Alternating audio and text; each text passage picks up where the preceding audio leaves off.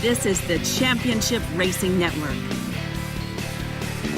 Now here is your host, Steve West and Matt Nicholson, with producer John Myers. As the old Meatloaf song says, 2 out of 3 ain't bad. Producer John not with us, but Matt and I are going to get into all the news of the week. This includes the return of an Indycar driver to the seat. Got an on-track incident that caused major repercussions for one driver. We've actually found out a little bit about IROC this morning. We'll tell you about that return to the track. Plus, we got silly season rumors that just continue to abound all over the place. And this morning, Matt knows this very well because he was able to quote it on Wednesday during our Crossed Flags podcast. The mantra of the show, the slogan of the show, the meaning behind the show. And this morning we have to address not just one, not just two, but 3 things this week that have been rolling around the internet that are just flat not true. We'll address all that and so much more on this week's show, which is going to get rolling right after we take this short break. Stay right here for more on the Championship Racing Network.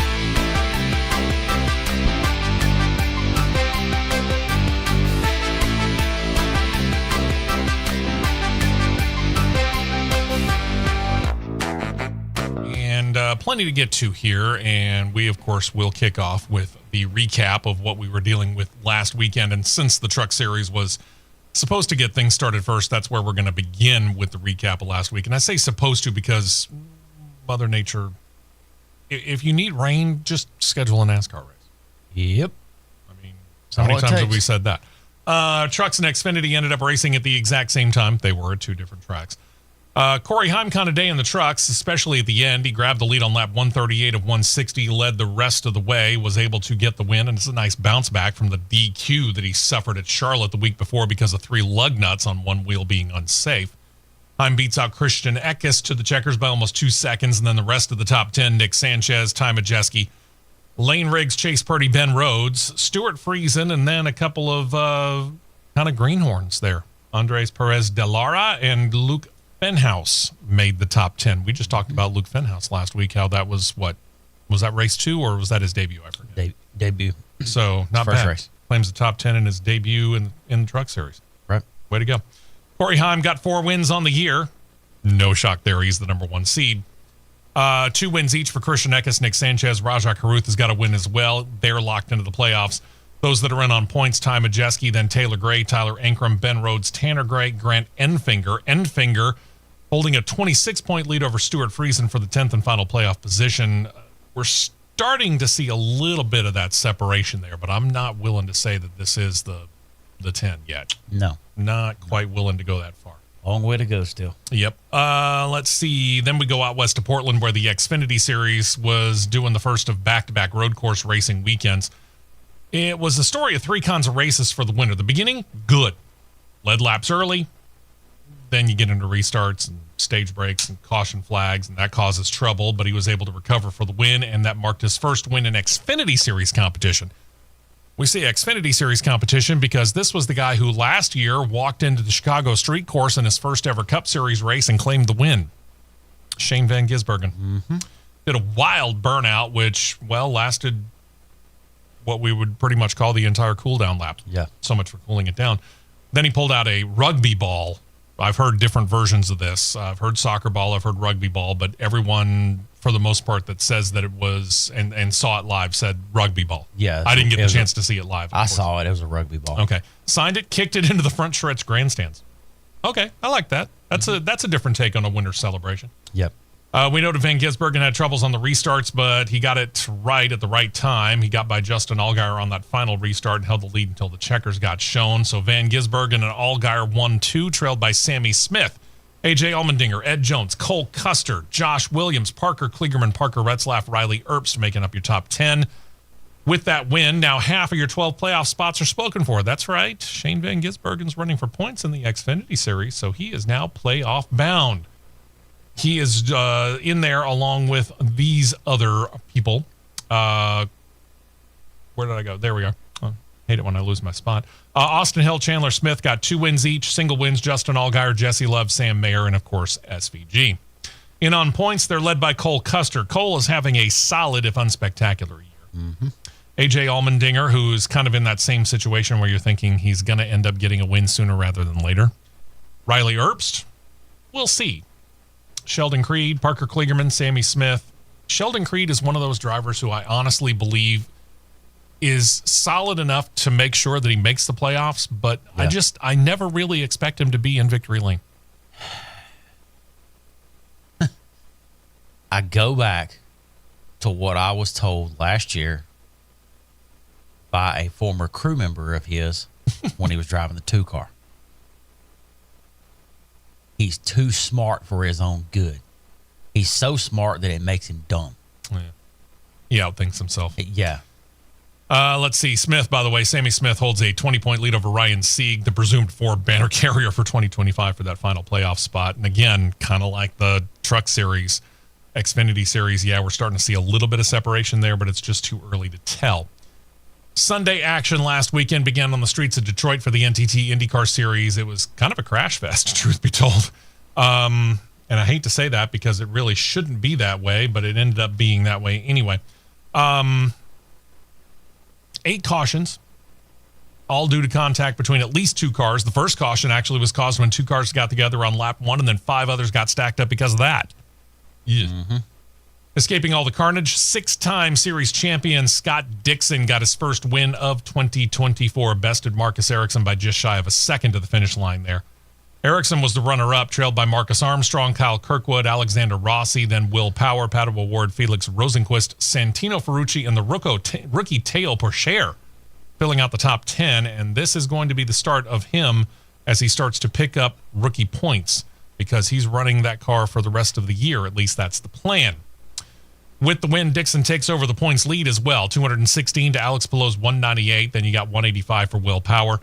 Pato Award's got 160, and Alexander Rossi moves up into the top 5. He holds 150 points. In those aforementioned rookie standings, Linus Lundqvist continues to lead 81 to 76 over Kiffin Simpson, but now Teo Porcher is in there, third with 58. 55 for Christian Rasmussen. Then you got the benched Tom Blomqvist, who's got 46. We'll get back to him. Honda-powered rides now dominating the top 10 from last weekend, so they take back the manufacturer's lead. They now lead Chevrolet by a tally of 482 to 466.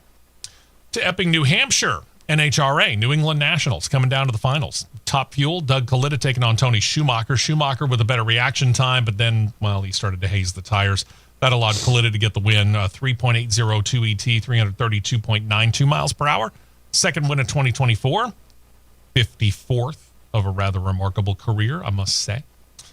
The legend John Force made it to the finals against Austin Prock, his teammate at John Force Racing. We'll get back to that too.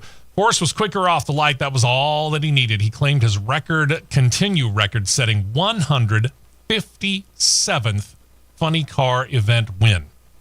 Second of 2024, 4.081 ET at 319.29 miles per hour. Neither one of them really able to get hooked up the way that they would have wanted to. No, it was kind of a little bit of a small pedal fest. Yeah. To Pro Stock Car, final battle between Erica Enders and Troy Coughlin Jr. Troy almost perfect off the light at .013 reaction times and ends up with a whole shot win. Enders was quicker light to light, but because he got off the line quicker, Coughlin wins 6.584 ET, 210.05 miles per hour, claiming his 5th Pro Stock career event win. Justin Ashley's got a 26-point lead over Doug Kalita, top fuel standing. Sean Langdon's 42 back. 99 down, Steve Torrance. Antron Brown sits 138 back.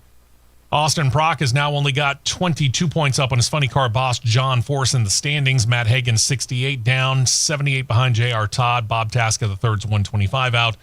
And in Pro Stock Car, Dallas Glenn leads the way, 44 up on Erica Enders. Greg Anderson's 50 down. Jed Coughlin Jr. now 170 out of first. And Aaron Stanfield's 189 down. And that brings us to the Cup Series at Worldwide Tech Raceway at Gateway. It was Team Penske ready to celebrate. It just turned out that they really didn't know which driver was going to be going to victory lane. It appears as the laps wound down that it might be your defending champion, Ryan Blaney, but the 12 car ran out of gas on the final lap. The 2 car of Austin Cindric, which pitted a lap after the 12 car, was able to grab the lead and go on to the win. Denny Hamlin finished second, trailed by Brad Keselowski, Tyler Reddick, Joey Logano, Austin Dillon, Christopher Bell, Carson Hocevar. That kid just continues to improve, doesn't he? Mm-hmm. Justin Haley. That's Rick Ware Racing's car. Mm-hmm. Think about that. We questioned this move when he announced it last year. He's creeping little by little. We wondered if it was the drivers of the car. Maybe it turned out to be a little bit more the drivers than the car, but Rick Ware also has a nice little technical alliance. I'm sure that's not hurting either. Not at all. Kyle Larson rounds out your top 10. Denny Hamlin still the 1 seed with 3 wins. He does have 3 wins along with William Byron, but the tiebreaker goes to Hamlin. With 2 wins, you got Kyle Larson along with Christopher Bell. Then Chase Elliott leads your single win playoff locks along with Tyler Reddick, Brad Keselowski, now Cindric, and Daniel Suarez. 9 of the 16 spots are now taken by those with wins. It leaves those in on points to battle it out, and they are led by Martin Truex Jr., his teammate Ty Gibbs, then Alex Bowman. Got Ross Chastain in there. There's Ryan Blaney along with Bubba Wallace and Chris Buescher. Buescher 10 up on Chase Briscoe for the 16th and final playoff spot. 11 races left in the regular season for the Cup Series. This weekend slate. Let's just say it's kind of busy.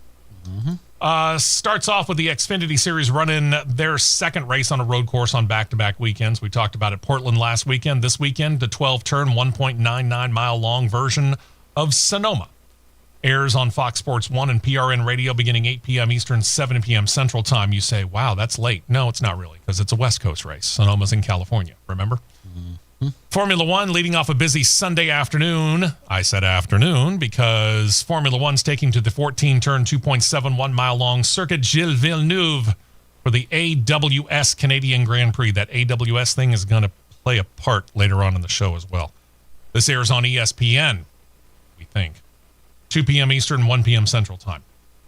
Since they start at the same time, we're going to go with the race more likely to finish first, and that'll be the XPEL Indy Grand Prix at Road America on the 14-turn, 4-mile-long road course. NBC and IRN Radio have that starting at 3:30 p.m. Eastern, 2:30 p.m. Central Time, and then NASCAR goes road racing 2 at Sonoma, same layout as the Xfinity Series.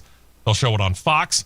Final race for them of this season, I believe. Yes, thank the Lord. And PRN Radio begins 3:30 p.m. Eastern, 2:30 p.m. Central Time again. And then finally, the NHRA gets into the finals of the NHRA Thunder Valley Nationals. Slightly delayed from the actual on-track time. That'll happen just after 5 p.m. Eastern finals, by the way. Fox Sports 1 will begin their coverage 7 p.m. Eastern, 6 p.m. Central Time. Formula E and the Craftsman Truck Series are both off this weekend. Glad that this is the last one on Fox because they just seems like they've thrown in the towel. In a lot of ways, yeah. Their graphics department has gotten horrible. Yeah, I would agree. And as much as I like the announcing trio of Mike Joy along with Clint Boyer and Kevin Harvick, there's a lot of other stuff that's lacking over there. And I don't know what it is. This is a group that wants to get into IndyCar and have just re-upped for another 7 years for NASCAR. Come on, people. Get on your game. Yeah, late yesterday watching a clip of practice a little bit, and they were doing a little bit something on Ty Gibbs and threw up one of those cartoon graphics. And the caption on the graphic says it's Ty Gibbs' name, and it just says 3 straight finishes on road courses. That's all it says. Okay. Yeah. He's not the only one that's got 3 straight finishes on road Yeah, courses. he's not the only one. And, last week still having basically still having the graphics package in for the 600 because you had going through the post-race ticker, you had Justin Allgaier driving the 5, and in the 16 car, it was still showing Shane Van Gisbergen. How? Come on, people. Wake up. Yeah, no kidding. When we come back, there's a reason we're taking a break early here. We're actually going to kick off with the National Hot Rod Association. We haven't done this very often, but when you get the kind of bombshell wordage that we got last week in a post-race interview, you have to. Yeah, you got to touch on it first. And then we'll start talking rumors and dispelling them. Well, let's just say this. We will be right back with more.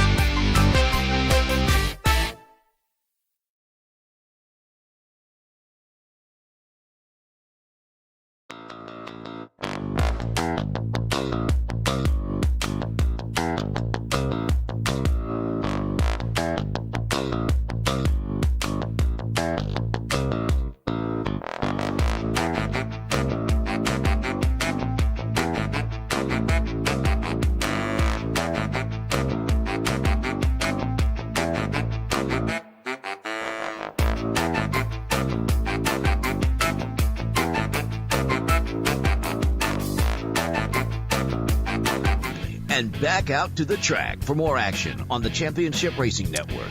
Welcome back in. We appreciate you joining us. Interesting day here in the city of Birmingham. We were noting during the break, if you're listening on our flagship radio station, you may have heard the commercial that's talking about how it is conference championship weekend for the United Football League, and the Birmingham Stallions are 9-1 up against the Michigan Panthers. That's going to be played downtown. Concert going on that night at the BJCC too. A little, so this little artist, Lauren Daigle, she's over there too. So, dear, I know you're going with friends of yours tonight, so good luck. Leave early. Yeah. Give yourself plenty of time to find parking. Yeah, they're leaving at like 2:30, something like that. I said, it's a good call. Probably a good call. It's a real good but call. But something I was going to say right before we went to break, and we just ran out of time. Ran out of time. So dealing with this rumor stuff, you little YouTuber, internet thumb warrior, social media people that like to stir up stuff, consider yourself warned. Yeah, because we're about to tee up on all three of you. If you missed the tease, 3 stories this week that started on the internet, one from actually a fairly legitimate number of sources from what we understand, and they're all debunked. Mm-hmm. Well, 2 of the 3 are debunked. The third one is so questionable, I find it hard to believe that it is actually true. Very true. Let's do it that way. Very true. But first things first, and we do know this. Start off with the NHRA, because John Force, we just mentioned it in the race recap, claimed his historic national event win number 157 in Funny Car last weekend. That's not why we're leading off with it. It's got more to do with a comment that he made in post-race interviews.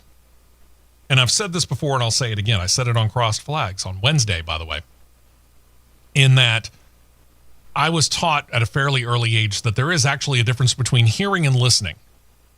Mm-hmm. Definition of hearing is that you understand that somebody's saying something. You might know who's saying it, but you're not really sure what it was that was said. Exactly.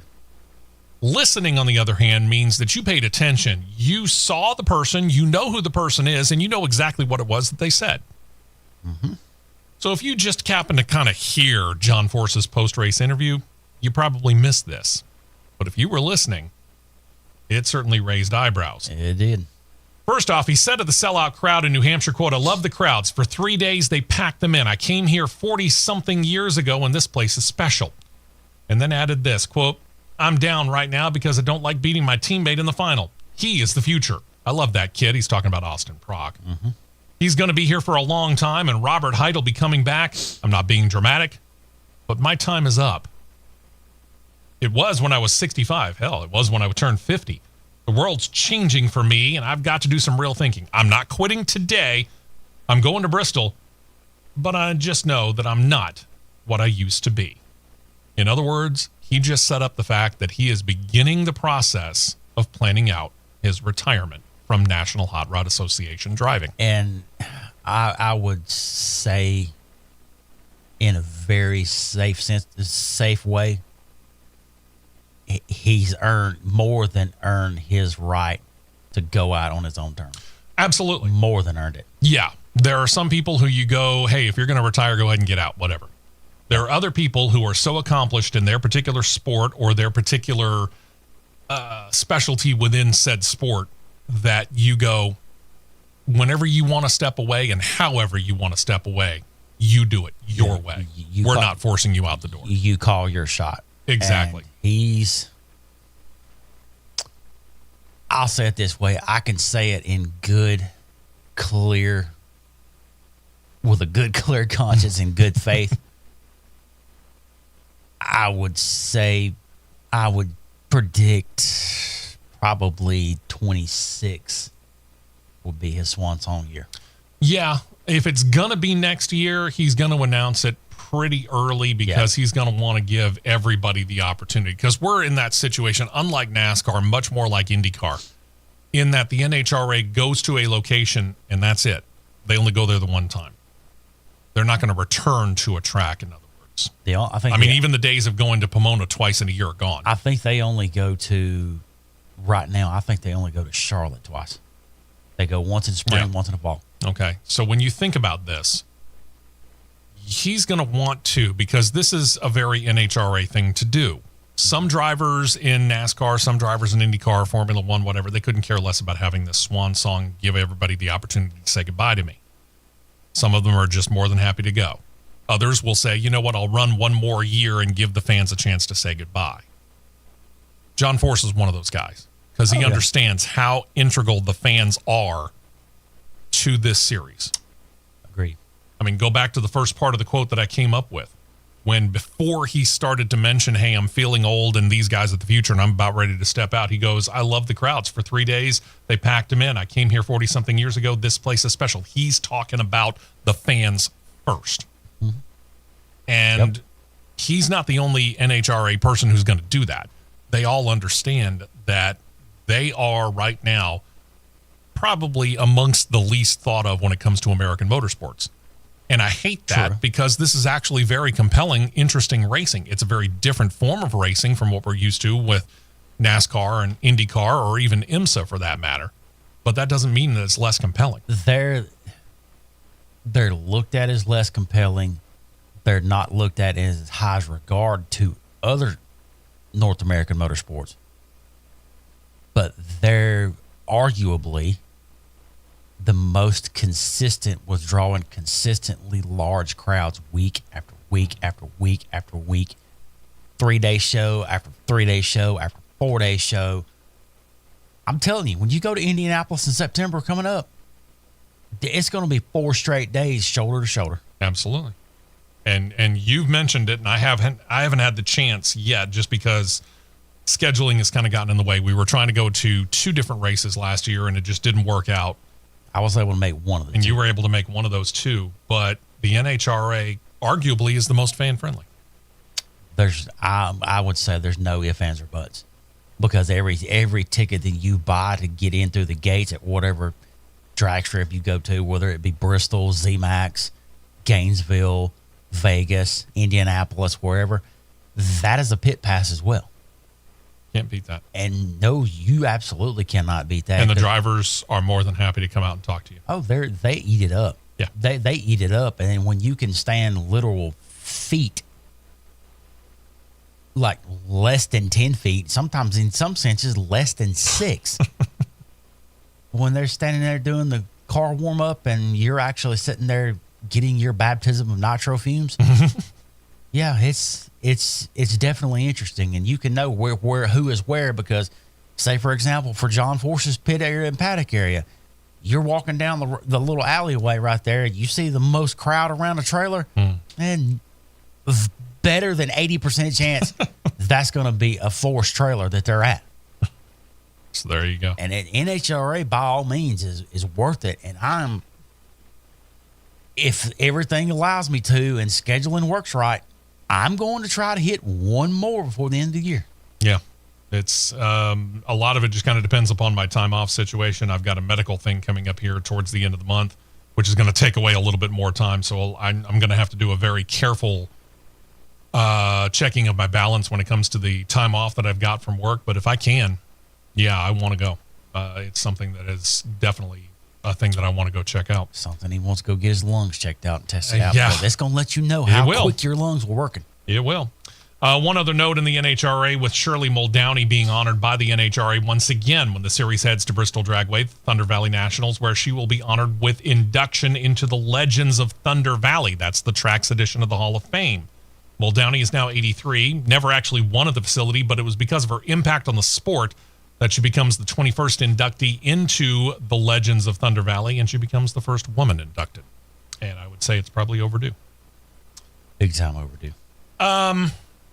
Now, I say it's the end of the NHRA, and in a way it is. And I get it. Tony Stewart, obviously, he's full-time in the NHRA right now. But in this situation, we're going to just turn this into kind of the racing category here on the show because we're not talking about his exploits in the NHRA. And on top of that, we have to dispel yet another insidious internet rumor. Mantra of the show basically from day one. Matt can say it as well as I can now because he's heard me say it so many times. It's better to be last and get it right than first and get it wrong. Bingo. So here we go. Too many people trying to be burst nowadays. Yep. And as we were prepping to do this week's Crossed Flags podcast on Wednesday, Matt got a hold of a rumor that Tony Stewart, in addition to selling off the 4 charters and preparing to shutter Stewart-Haas Racing and NASCAR, would be selling Eldora Speedway, which he has owned now a dozen or so years, maybe longer. I can't remember when he bought it. It's been a while. It's been, I would dare say, 15, 16 years. Okay. At least. I could buy that. Selling Eldora Speedway and selling it to Flow Racing. Okay. Actually, probably closer to 20. Because he was the one that brought birth to the prelude to the dream. Yeah, that was quite a while ago. But think about this for just a moment. Okay. Tony Stewart selling Eldora Speedway.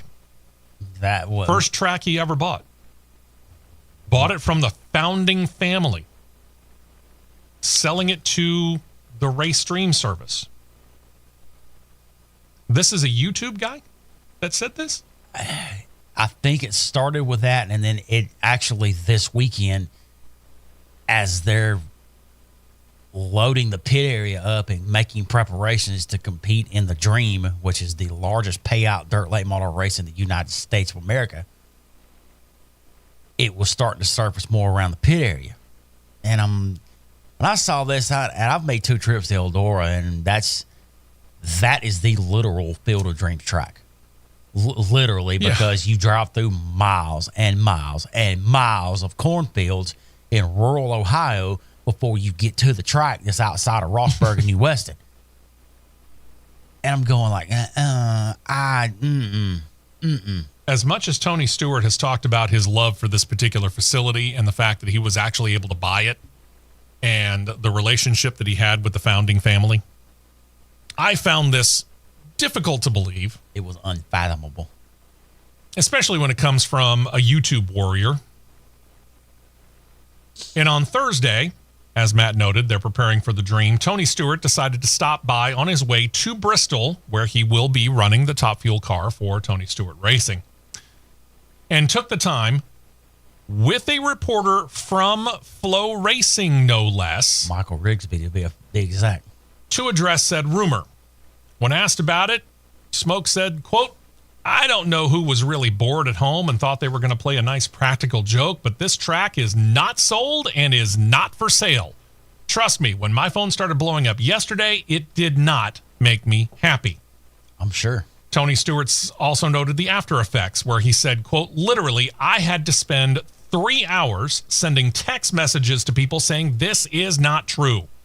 It affects everybody involved. It affects the fans. It affects the partners, our sponsors. It's unnecessary and unneeded. Created a lot of problems that we did not need." Smoke posted that video to social media and added this on his social media account, quote, "Eldora Speedway has not been sold and is not for sale. We plan on keeping it for a long time. Consider the rumor addressed." I'm glad he addressed it in the manner that he addressed it in, because now was SHR on its swan song season. I would say whatever his percentage of the funds that he gets out of the team that he and Gene splits up because of the co-ownership, I could see a racetrack about to get some even more improvements. Sure. Yeah. Because that is a first-class dirt facility. And we understand something here on this show, okay? When Tony and Gene decided we're going to sell off the charters, we're going to be shuttering the organization, probably selling off some of the equipment, maybe we'll sell off or lease the shop, whatever it is, you do begin to wonder at that point in time exactly what the ramifications are for Tony and Gene as owners of other teams and other companies. Mm-hmm. But I'm not stupid enough to go up on YouTube and go, oh, well, Tony's selling off Stewart-Haas Racing and all the stuff that's involved in it must mean Tony Stewart fire sale. No, that's not what it means. It comes from all these little YouTuber people that I'm going to put this disclaimer out first. with all this absolute pure garbage that some of these little YouTuber people. Now there's a couple that do a good job, and they dot their I's and cross their T's before they start spewing at the mouth. Mm-hmm. And I don't want to mean that in a derogatory way, before they start saying whatever needs to be said, or be like, hey, we've got this or we got that. A couple of them do a good job, but the other 98% of them, if I'm over the communications department in NASCAR that issues credentials, Bill English and Stephanie, I would revisit who I issue credentials to if you're going to have this. And it puts a bullseye on your sport that you're a part of and you help oversee because of this. Yeah. People's, we've got a breaking news with this. And it starts from YouTube and it goes down through social media with Facebook, Twitter, TikTok. People do these videos and stuff like that. There's no need for it. No. We've got enough garbage within media, whether it be social media or digital media, on television, whatever. We've got enough of it going on as it is right now in the world. We don't need more. Yeah. On a lighter note, Racer.com is reporting that when the IROC cars do parade laps around Lime Rock Park in mid-July, the list of drivers reads like an actual IROC All-Star event, which it should. Among those said to be participating, former IROC champion Mark Martin, along with his fellow NASCAR drivers Greg Biffle, Bobby Labonte, Ken Schrader, Ron Hornaday Jr., and Mike Skinner. Joining them from outside of NASCAR will be the likes of IROC race winners Jeff Brabham and Davy Jones. You've got Danny Sullivan coming in. You got Max Pappas and Boris Said coming in too. The report says that in all, about 20 IROC cars are going to be on hand. 2 of them from the debut year, 1974 Chevrolet Camaros. The most recent one is a 2005 Pontiac Firebird Trans Am. They did go to 2006, by the way. Reports have at least one Dodge Avenger. That is going to be, by the way, the one that reunites with Mark Martin because he was able to take that one to win. And there's a mid-'80s IROC Z Chevrolet Camaro said to be on hand as well. They claim that this one may be actually the most true-to-form IROC car from the actual year that it came out, because this one is owned by Richard Childress and was driven in at least 2 races by the legend, Dale Earnhardt. It's going to be real cool. July 19th and 20th. July 19th and 20th. And if we didn't have a already pre-planned trip, easy for me to say this morning, a pre-planned trip out for the missus' birthday, this would be fun to see. I might have to go northeast to Connecticut. Yeah, this would be fun to see live and in person. There is no doubt about it. All right, let's go to the Cup Series here, where we get to the We Are Not Surprised desk. And yes, we have one of those here at CRN. It's a little one. It's over in the corner. Kyle Larson was granted the waiver on Tuesday. Not shocked. Meaning that despite missing the start of the Coca-Cola 600 on Memorial Day weekend, he is now officially eligible for the playoffs and is in with 2 wins. And yes, there had been some question about this. NASCAR rules state that the team must apply for a waiver after whatever event kept the driver from competing, and this has been a divisive subject. We're the first people to admit that. We've seen this. We've heard it. Mm-hmm. Many NASCAR fans felt as though Larson should not have been granted one because he shunned, they think, NASCAR in favor of the entire rain-delayed Indy 500 and put NASCAR on the back burner. Reports claim that there was a faction actually on the NASCAR competition committee who felt the same way, and they were against granting this waiver. Many others have also said that NASCAR isn't following their own rules. The rule is specifically Section 12.3.2.1.a. Yeah, I know. All the subcategories and blah, blah, blah. Welcome to the NASCAR rulebook. But that's the rule. If you want to go look it for yourself, go for it. But I'm going to read it to you right here, word for word. Quote, unless otherwise authorized by NASCAR, drivers and team owners must start all championship events in the current season to be eligible for the playoffs. If a starting position was not earned, then the driver and team owners must have attempted to qualify at the discretion of the series managing director for the race. Now, I want you to pay very close attention to the first 3 words, unless otherwise authorized. and the words at the end, quote, at the discretion of the series managing director. Those are the keys in this rule and why they are the most important ones in just about every single playoff or waiver request. This series, this faction of competition committee, these competition directors. And no, we don't know who's on the board. No, we don't. Make me want to beat my head through a cinder block wall. Sure. I understand that. 12.3.2.1.A/B divided by C, carry the F, whatever rule this is right here, Multiplied by pi. is contradictory in every single word. Yeah. This is typical rule book double talk, which is why I had to go and I had to look at it and go, okay, unless otherwise authorized, there's opening number 1 and opening number 2 at the discretion of. Okay. Unless authorized by. And I said this on Wednesday, and I will say it again, word for word. I will go die on that hill, and I will let my skeleton carcass turn to ashes. I will sit on that hill.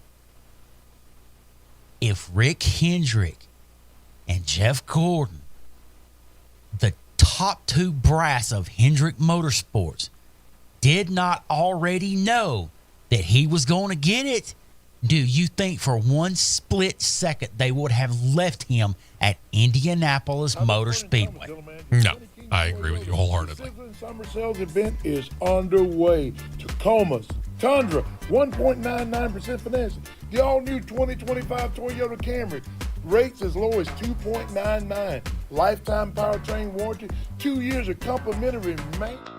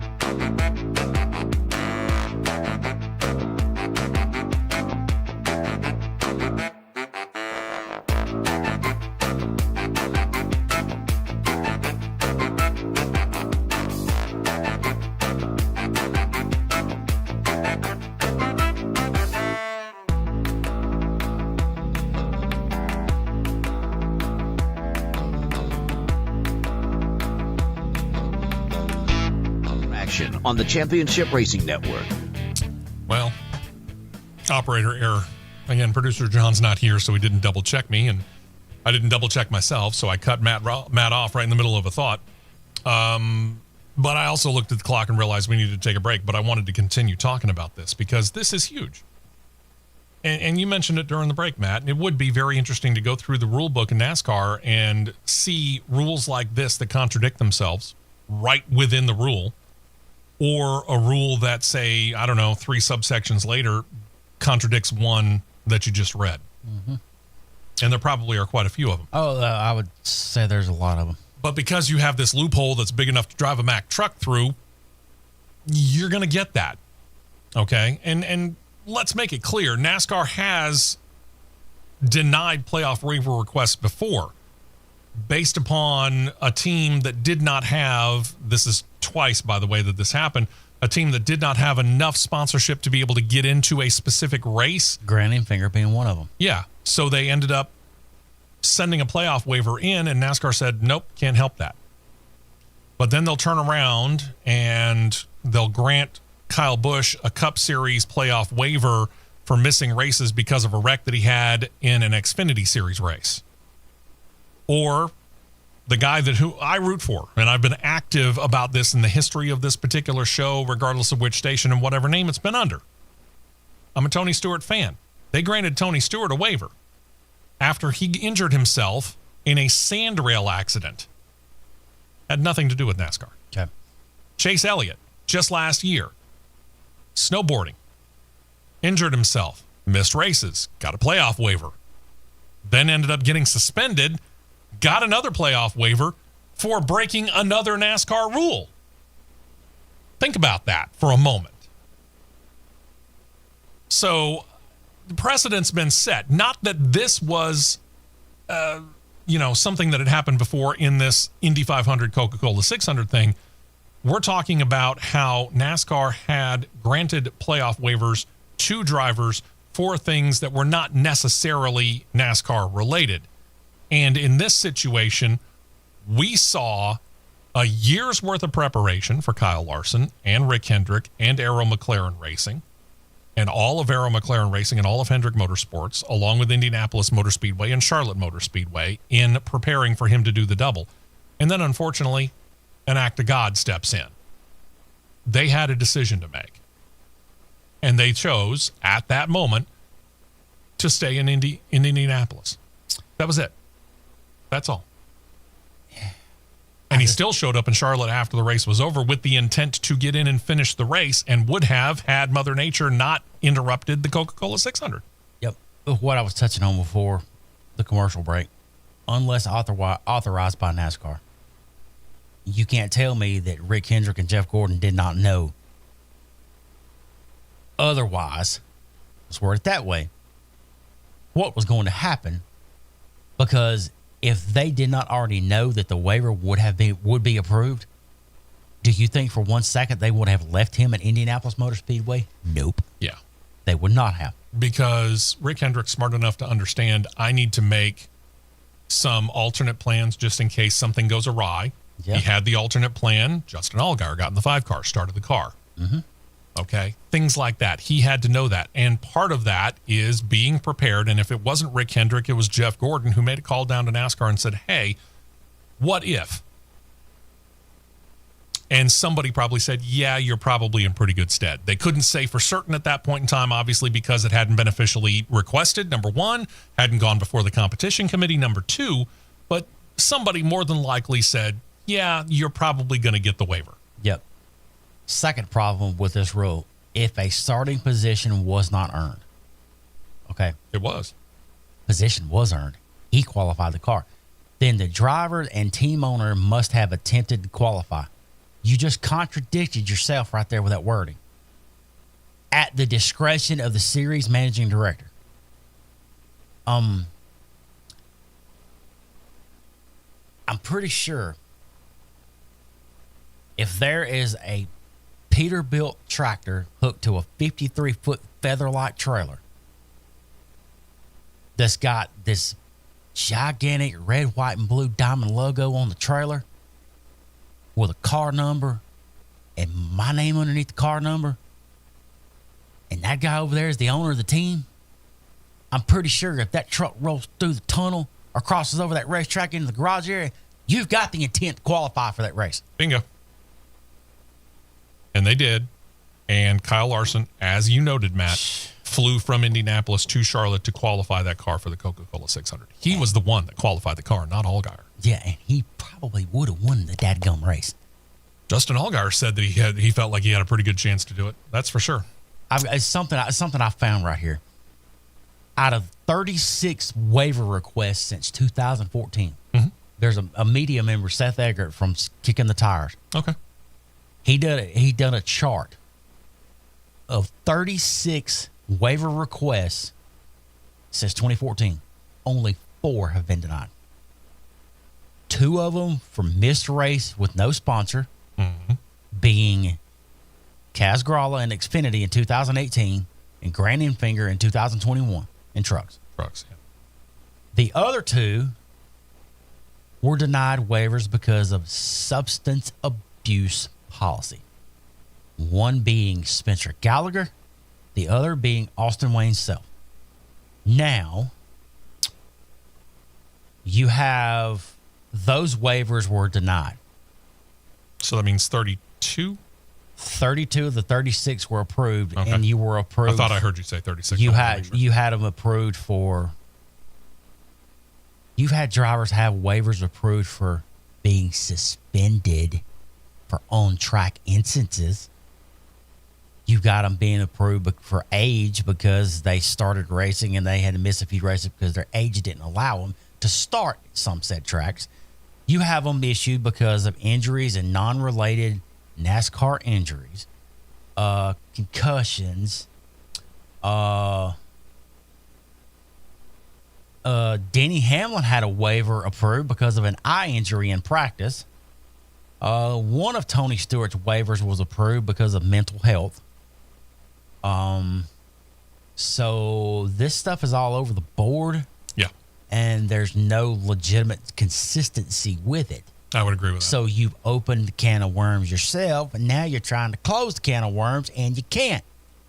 So here's where we get into Elton Sawyer, who has got a weekly appearance on the Sirius XM satellite radio NASCAR morning show. Get him off of doing this stuff. Yeah. Because he digs his own hole every single time. Well, here's the shovel. Quote, "We didn't take it lightly. There was a lot of discussion internally. Essentially, our decision-making was, although we had inclement weather in Indianapolis as well as Charlotte, Kyle made every attempt to get to Charlotte. He was standing in the pit box with his helmet on, ready to go. Unfortunately, we had weather in Charlotte, and we were unfortunately not able to get the race going again, and that is how we landed on our decision." How is that the only way you landed on the decision? He's trying to cover up his own self. Basically. All right, so we're going to leave that in the past. With all this said and done now, where do we go from here? Well, the realization is now that we know Kyle Larson signed a 2-year deal with Hendrick and Arrow McLaren. Will he do it again? And if so, when? Here's the thing. We don't know. All this drama and fallout may have soured him some on the whole thing. Arrow McLaren officials say, though, that they hope that they will be able to give Larson another shot. McLaren CEO Zach Brown talked to Racer.com this past week, said this, quote, "We have spoken about it. We just want to give them a little bit of space to think about it. I'd love to have Kyle and the Hendrick organization back next year. I think we can win it with him." That says a lot to me. And he's not wrong. No, I would agree with that wholeheartedly. He's not wrong. Brown continued, quote, "Kyle Larson could stick the car on a pole and win the Indy 500. He was as strong as anyone all day, and the drive that he did, the way that he conducted himself with the team, sponsors, media, fans, it was just first class. Working with Rick Hendrick and Jeff Gordon and their whole organization was amazing, and we'd love to do it again." Hendrick hasn't really come out and talked about it much right now, and again, I think they just want to get some separation from this whole thing first. For now. Yeah, but they will. I can guarantee you they will address this. Now I see this door open, and it could be done through, I would say, with, Hendrick being at the 4-car cap, probably doing it with a satellite Spire organization. You can now see an IndyCar driver cross over to do the double now that they've got this partnership. Yep. I could see it happening, and the one that I would put in the seat Pato Award. Pato Award is there, and two-time IndyCar champion Joseph Newgarden has expressed sincere interest in wanting to do the double as well. And he could do it if Roger Penske were willing to put out that fourth car, which he has the ability to do because technically Team Penske is only a 3-car organization in the Cup Series. So he's got that fourth slot out there that he could easily put that car in. So we'll see. Time will tell. Front Row Motorsports, as we have detailed here on the show, did buy one of the Stewart-Haas quartet of charters. They're going to use it to become a 3-car team next year. But the thing about it, when they bought the charter, they actually didn't have a driver locked in for 2025. Michael McDowell had already informed the team that he was leaving for Spire Motorsports at the end of the year. Todd Gilliland in the final year of his current deal. What we're learning about the charter deal is this, and we noted it on the show, on this edition of the show last week, not on the podcast, that reports had it being sold for between 20 and 25 million, not the reported 40 million that Spire laid out for the Live Fast charter last year. That has been confirmed that it is in that range, and they have confirmed what we all knew, that it came from Stewart-Haas Racing, even though nobody was willing to say that at the time. We came to all those conclusions because, let's face it, they said they were in sell mode at SHR. Suddenly Front Row Motorsports has a charter. Nobody else is saying they're willing to sell. Yeah, we can do the math. Or we can connect the dots, whatever you want to say. Makes sense. And now one of those 3 seats at Front Row that was not filled has now been filled. It is by Todd Gilliland. Gilliland came to terms on the extension of his deal with the team. Now, a lot of people are wondering why Michael McDowell left Front Row to go to Spire. And one of his main reasons for saying that he decided to go was because he had been on a series of 1-year deals at Front Row Motorsports, whereas Spire offered him a multi-year contract. Gilliland signs a multi-year deal. Okay.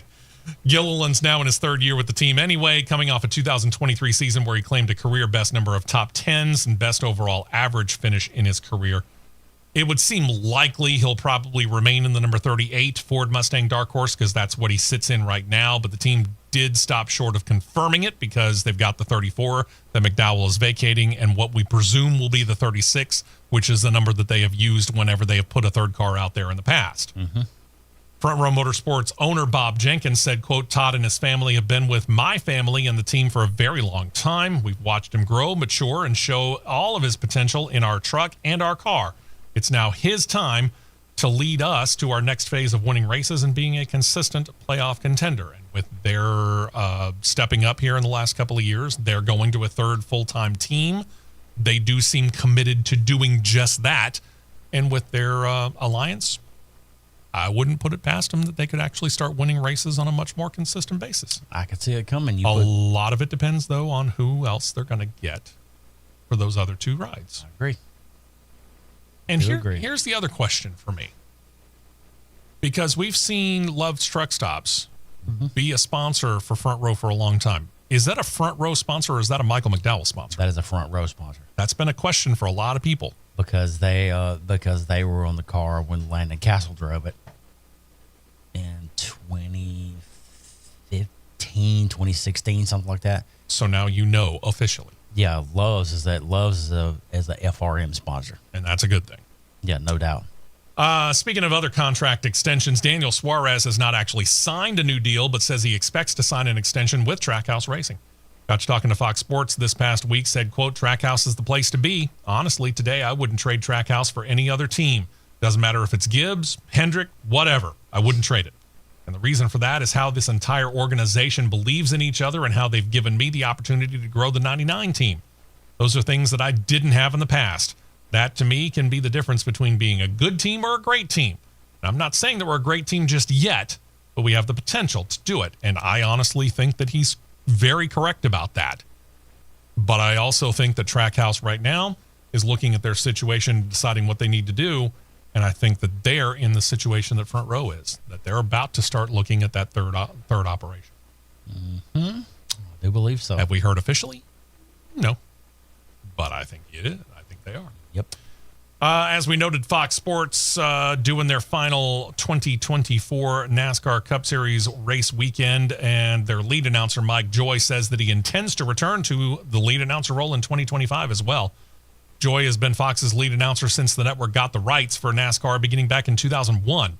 With the new TV rights deal, which splits up Cup Series coverage between not just Fox and NBC, but Amazon and TNT Sports, and knowing that his own contract actually only runs through the end of this year, there has been some question as to whether or not Fox would change things up more.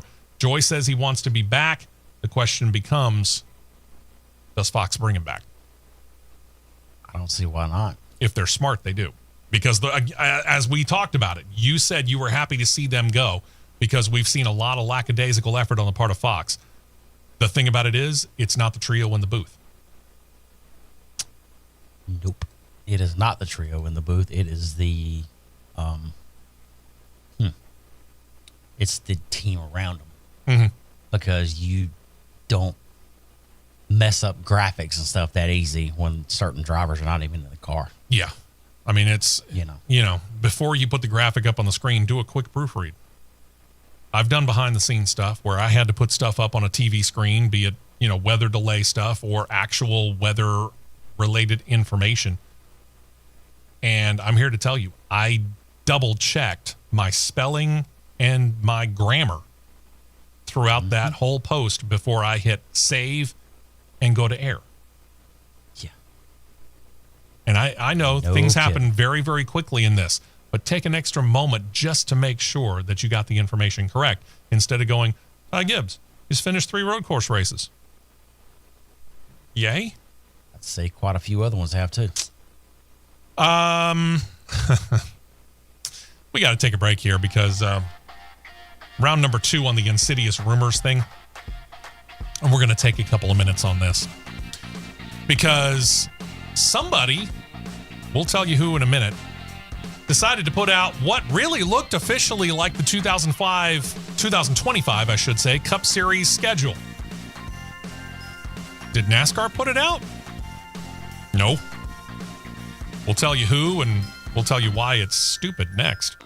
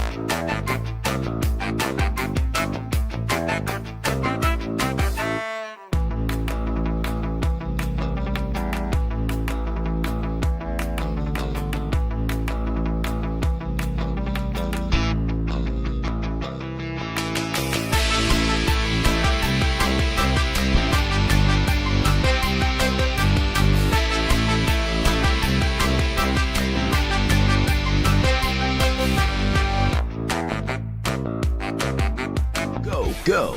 We're back to the Championship Racing Network. So we've had Tony Stewart smack down one internet rumor that began recently, and now Matt and I are going to tee up on rumor number 2 because, well... I'm about to go Happy Gilmore on this one. Yeah.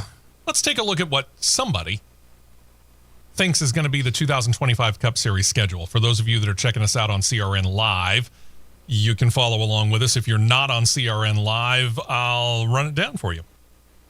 It begins with the Busch Light Clash. Well, of course it does, because that's how we begin the year, right? They claim it's going to happen at Bowman Gray Stadium. Do you honestly think that NASCAR could or would have kept that quiet if it were true? Yeah, they would have kept that one ice quiet. Sure. Right. Then we get to the duels. Yeah. Daytona 500. Yeah, we know those are coming. That obviously kicks off your season. From there to Atlanta, which, yeah, okay. Legit. Atlanta, Vegas, Phoenix. Legit. Coda. Legit. And then Bristol. Legit. Martinsville. Legit. Does that move Martinsville up, though? Martinsville up a week. And Texas back a little bit. Mm-hmm. And then we get into April. And that's where things get real odd. So we already had Bowman Gray, right? This schedule, and who put this out again? I seen this on the little Twitter site that they shared, talked about it on their YouTube, the Daily Downforce. Okay. Yeah. I don't know whether they created this or not. Doesn't matter. It's in the font and the graphics package that NASCAR does use to release schedules. Yeah. And whoever done that, very creative. Oh, yeah. If NASCAR didn't do it themselves. All right. So the schedule claims Bowman Gray is going to host the Busch Light Clash to open the year. I asked the question then, and I'm going to ask the question about this one as well. If this were honestly going to happen, do you honestly believe NASCAR could have kept this a secret to this point? No. Nope. After Texas, they claim that there's a points race set for Mexico City on April the 13th before an off weekend on April the 20th, which you noted during Cross Flags was the Easter weekend. Is Easter weekend in 2025. You honestly believe that NASCAR is keeping a contract deal of going to Mexico City a secret? An international cup race. They probably would have said something about it by now. You'd think. Then we would go to Talladega April the 27th. Back a week. Yeah. Here's the slight problem that I've got with this. I get the off weekend Easter and then coming to Talladega April the 27th. Understand something, though. Because this isn't just NASCAR that's being affected here. This would affect IndyCar, because if Alabama's going to keep what we have termed here on this show, Alabama Speed Weeks, where you go back-to-back between Talladega and Barber, that means Barber Motorsports Park would now move back into early April. It has happened or early May, I'm sorry, which has happened once that I can think of in the past, but usually IndyCar likes to keep May specifically to the Indianapolis Motor Speedway. It was like May the 1st or May the 2nd. Yeah, it was real early. Like within the first 48 hours of May. Yeah. So, could that happen? Yes. I can see that part. Again, Bowman Gray, Mexico City. Massive question marks. From Dega, they would have us going to Sonoma? Sonoma would move way up. Then go to Kansas before you get to the All-Star race, which is back in North Wilkesboro, that we already knew. That ends your Fox broadcasting part. And here's the even bigger question mark. And for those who are watching on CRN Live on YouTube, you might not have noticed this, but it does on the schedule state which networks are carrying these races. Take a closer look at that as Matt brings this up. You mean to tell me that of the Fox broadcasts, 14 races in all. 14 points races, 3 exhibition races. Yeah, if you count the duels. If you count the duels. In the points races, you mean to tell me they're only going to have 4 broadcasts on the main network? Daytona, Atlanta, Mexico City, in big air quotes, and Talladega? Yeah, I don't know. All right, so from those questions, we go to the Amazon Prime portion of the slate, which, as we know, because this has been said, it'll kick off with the Coca-Cola 600 at Charlotte. Then go to Worldwide Tech Raceway at Gateway. That's exactly how they just did it, right? Here from the hey, where did this one come from department? Then we go to Montreal. Huh? Montreal? We've been talking about doing one international race. Now we've got somebody purporting that this is going to be 2 international races in the same year, next year, and you're saying that NASCAR hasn't told everybody this yet? That's 3 things that I honestly believe NASCAR would not have kept secret to this point. Yeah, and if they're going to Montreal on that weekend, that means Montreal's got a speed weeks of their own. Montreal's got a major speed weeks of their own because F1 has already released their 2025 calendar, as they say it. Slated for June 13th through 15th is a little series we like to call F1. Yeah. And they're putting NASCAR the week before them. And from a logistical standpoint, I don't see it happening because F1 starts moving in, I'm pretty sure, on Tuesday of that week. Yeah. And NASCAR would be barely moved out by that point in time. Yeah. After that, we would go to Dover and then Nashville. Okay, so 4 of the 5 races I could actually believe for the Amazon Prime before things go to TNT. Their 5 races reportedly would be Atlanta, which we knew that had already been said that's going to kick off the TNT portion. Then they would get Chicago, kind of a tentpole race, Pocono, New Hampshire, and Rockingham. Wait, stop. Rockingham? Yeah. Think about where this is. That means Rockingham returns to the Cup Series schedule with a points race. Mm-hmm. Again, could NASCAR keep that quiet? No. And then the final race would be the Brickyard 400. So TNT, according to the schedule, would get the Chicago Street Race, a tentpole race, the return to Rockingham, and the Brickyard 400. They would be sitting pretty. If this were true. If it were true. If they would be sitting this were true. Very, very, very, very pretty. Oh, I'd be thrilled to death. But I question this. Let's get to the start of the playoffs here because there are 3 points that need to be making here. Yeah. By the way, regular season. We now switch to the NBC Sports portion of this, and I specifically use that term very carefully, which would kick off with Richmond, then Michigan, and then the regular season finale at Daytona. Okay. Sounds reasonable right off the start, doesn't it? Reasonable, yeah. Okay. All right. Okay. So far, we're good. After that, we get into the playoffs, right? Here's your round of 16. Kicks off with Darlington. Oh, wait, stop, before we go to the next 2. Flag on the play on this one. Isn't that the first time we've mentioned Darlington? It is. Just like that was the first time we mentioned Richmond. So Darlington and Richmond are going to lose a race each. Richmond, I love Richmond, but they're having a hard time selling out 2 races. They are. You could make the argument for Richmond losing a race. Now, there's on the other Could hand. make the argument. Could. Would I like it? No. Could I make it? Yes. Darlington. You're selling both of them out. You're selling both Darlington events out, and they moved the throwback weekend off of the Labor Day one to the spring weekend. Yeah. Now you're going to make them recombine it? As they're selling out every single ticket, infield and grandstand? Yeah, no, it's not happening. But there's one thing that I did see and catch right here that I just caught. The spring Kansas race would not be on Sunday. It would be on Saturday, 7 o'clock. So that means if this held true, Mother's Day would be back open again. Round of 12 playoffs. Darlington, go to Watkins Glen. They put a road course into the playoffs. I get it. It's in the middle, too. Okay. And then you wrap up at Bristol. Round of 12. Kickoff at Talladega. 2 weeks earlier than normal. Kickoff at Talladega? Unlikely that NASCAR would either kick off or end a round at Talladega. More likely they would kick off. Certainly don't want to wrap up, but usually Talladega sits in the middle. I mean, they end the regular season at Daytona. Yeah, I know. So, I mean, Do you really want to do that twice?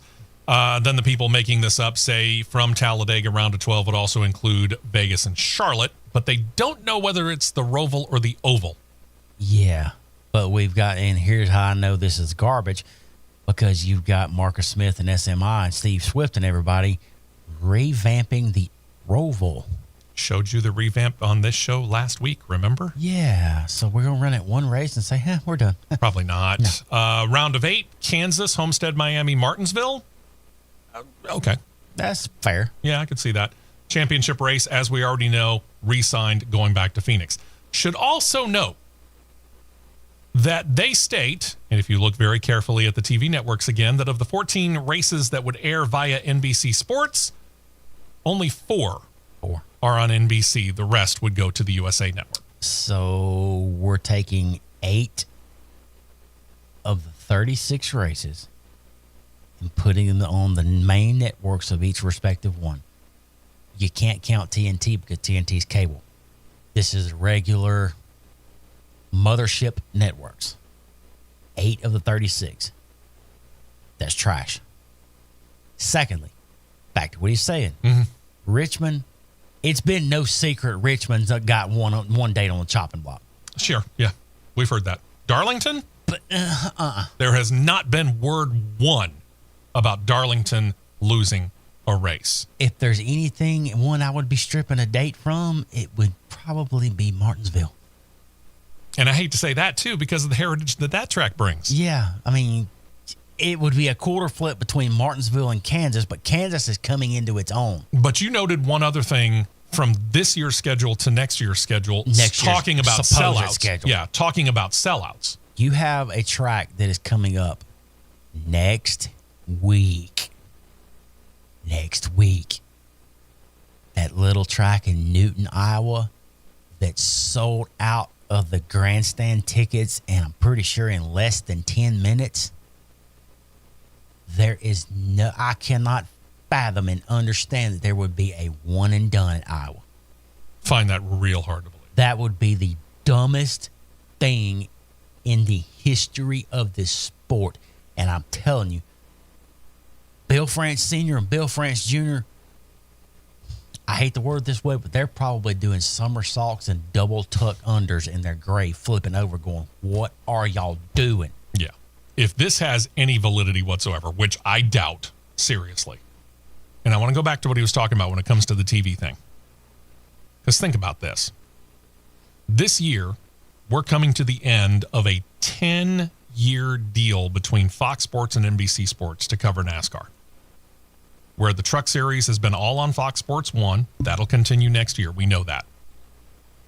Then you go to the CW. They're getting all of the Xfinity Series next year. We know that. We now know that Fox, Amazon, TNT, Warner Brothers Discovery, and NBC are going to split up the Cup Series, which we just talked about, right? This new deal is a 7-year deal. The deal that they're ready to wrap up is a 10-year deal. The deal that they're just now wrapping up was for just short of $900 million total. Mm-hmm. The new deal is for over $1 billion. Mm-hmm.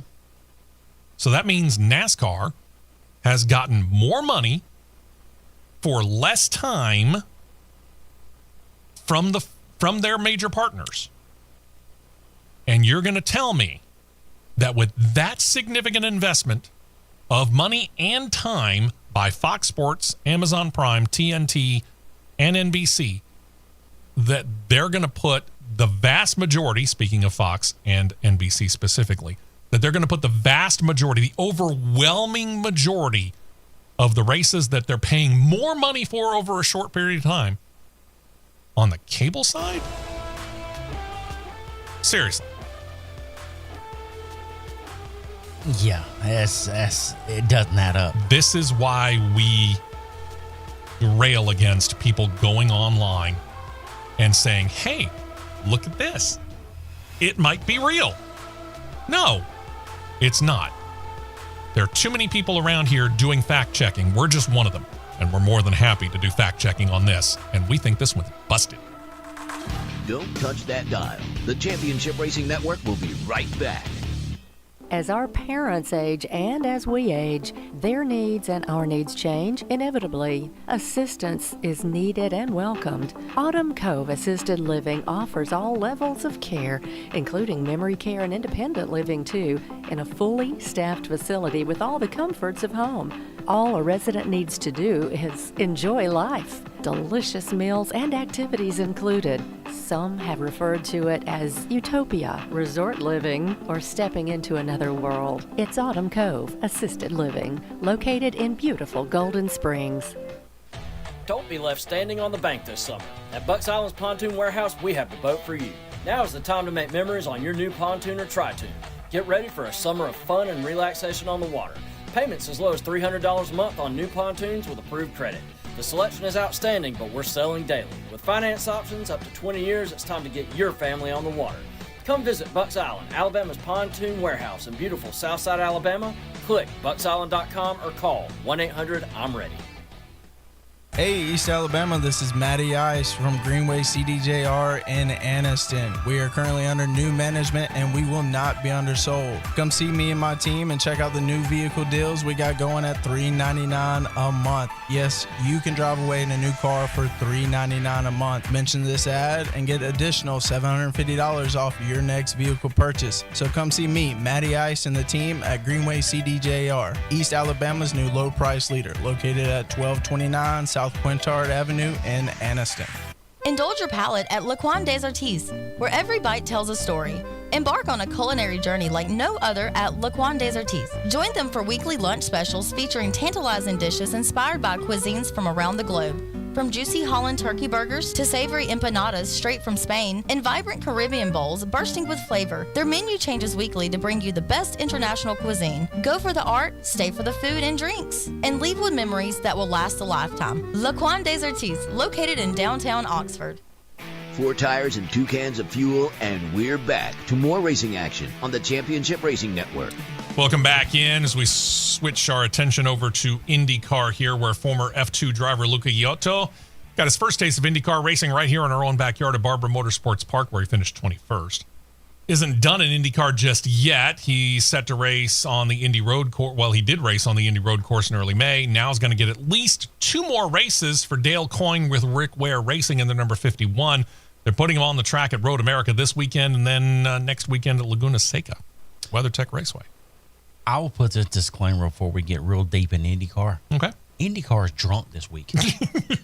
Good grief. On the good side of this, we noted here on the show last week, or a couple of weeks ago, I should say, AJ Foyt's main sponsor, ABC Supply, was working for the company called Homes for Our Troops, or I should say the charitable agency. You can check them out online at hfotusa.org, that they were going to be raising money for those Homes for Our Troops during the month of May. We found out how much was raised. They reported on Tuesday that $5.2 million was raised, of which ABC Supply matched the first $1 million. So 6.2 overall. Congratulations. Good stuff. It's fantastic to hear great things Good like stuff. that. Then Arrow McLaren Racing comes in, and this is kind of where we get to the bad part of the drunk. We're stumbling here.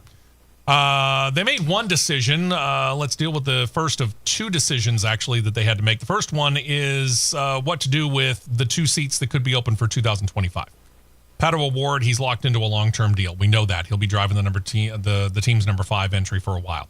It's the number 6 and number 7 entries that we're kind of wondering about here. The rest of this year, Teo Pourchaire is going to be driving one. Alexander Rossi is driving the other one, but those are deals that go through the end of this year only. Zach Brown recently talked to Racer.com, said, quote, "We've got Pato signed for the long term. We're very happy with Alexander Rossi, and we think Teo is doing a very excellent job after being thrown into the deep end. We got 2 seats to get done. We feel we're very happy with the 2 guys that are currently in those seats." Okay. Does that mean you're negotiating with him? We don't know, because there are some fairly notable free agents out there. Callum Ilott, who has actually helped fill in for Arrow McLaren this year, but he's not for the remainder of the year due to commitments to the IMSA series. But hey, if he was given the chance to come back to Indy on a full-time basis, I bet you'd jump at it. Probably. There's Christian Lundgaard, currently races for Rahal Letterman Lanigan. Could he be pulled away? Maybe. There's also Renus VK, and VK is very highly thought of, and he's in the final year of his deal with Ed Carpenter Racing. I know Ed Carpenter would like to have him back, but the question is can he compete with Arrow McLaren and what they can offer? He's, from a competition standpoint. Yes. From a money standpoint? Questionable. Brown also said that he wouldn't be unhappy if he could keep both Rossi and Pourchaire for 2025. And here's the deal. If you're happy with Rossi and Pourchaire and you remain that way through the remainder of the year, then yeah, I think you should. Go for it. Go for it. We'll find out. Again, this is all part of that silly season. And here's where we get drunker. Here's part of the ridiculous season. Second move that the team had to make this week was cutting off the business connection that they've had with Juncos Hollinger Racing. The decision to cut business relations came after contact between Arrow McLaren's Teo Pourchaire and Juncos Hollinger Racing's Agustin Canapino, which resulted in fans of Canapino going overboard and becoming keyboard warriors on social media, sending everything up to and including death threats via direct message. What? You kidding me? Here's where the spin comes up at it. Via a statement, Arrow McLaren Racing said, quote, Arrow McLaren IndyCar team has terminated its commercial alliance with Juncos Hollinger Racing effective immediately. The team put out a statement that was published on Thursday morning. It continued on by saying, quote, this decision follows actions that occurred earlier this week on social media in regards to on-track incident between the Chevrolet Detroit Grand Prix. As reflected in the team's social media community code, Arrow McLaren will not tolerate any form of abuse or discrimination against Pourchaire and totally condemns the online abuse directed toward our team and our driver. Now, I'll give you the details, by the way, on this commercial agreement between Arrow McLaren and Juncos Hollinger Racing. Arrow McLaren's in a fairly interesting position in the fact that they've actually got more sponsors than they can put on the car. Yeah. So as a result of that, they cut this deal with Juncos Hollinger Racing to take those sponsors that in that particular race they weren't going to put on their car or cars, and they put them over there on the cars of Juncos Hollinger Racing and gave them a cut. That was it. And they decided to cut that off. I don't know what they're going to do with their sponsors that they're overloaded with. That's on them. Oh, pick your words wisely. Here's where I have a absolutely massively huge DEFCON 0 level problem. And this is below DEFCON 1. Okay. DEFCON 0. These people that are fans of Agustin Canapino, they took it upon themselves to do what they did. Now, all this circles back around because I've done my homework on this. It circles back around to that little thumb hitting that little button that does this right here. Mm-hmm. Canapino liked something somebody said. Mm-hmm. All right. When it comes to the team aspect of it, Juncos Hollinger had nothing to do with this. Not really, no. They had nothing to do with it. This is a driver versus driver thing. This is driver and idiotic fans versus another driver. Yeah. And so the team said, oh, if your fans are going to do this, we're cutting you off. Yeah. Makes no sense. Now, this does, to a certain extent. Due to the threats, Juncos Hollinger Racing has decided to pull Canapino out of this weekend's event at Road America. They're going to put 18-year-old Nolan Siegel in the car in his place. The Juncos Hollinger statement about Canapino said this: he will be taking a leave of absence for this weekend's XPEL Grand Prix. The growth of online abuse and harassment resulting from the events of this week have led to a very difficult experience for Agustin, the team, and the entire IndyCar fan base.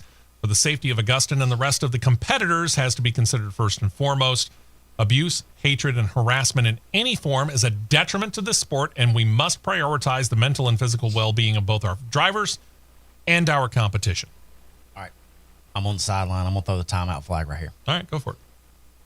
This circles all the way back around to that crap last year, and it's exactly what it was, dealing with Noah Gragson.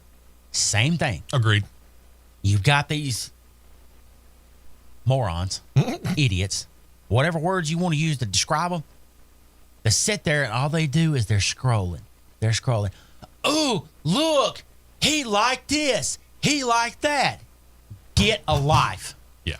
If that's all you got to do, good grief. Because you're ruining careers. You're ruining teams. Yeah. And you're ruining their financial stability to compete in a sport that you watch. And I'll say this as well. For the Teo Porcher fans, or for the fans of anybody for that matter, who are going to go online and issue threats, up to and including death threats. Think about this for just a moment, would you, moron? You're willing to do that via keyboard, via the relative anonymity of the internet, where there's a pretty good chance that if that particular person, in this case driver, met you, they wouldn't know you from Adam's House Cat. You'd know them, sure, but they wouldn't know you. They'd be like, huh, who are you? But I would also say this. Think before you hit enter.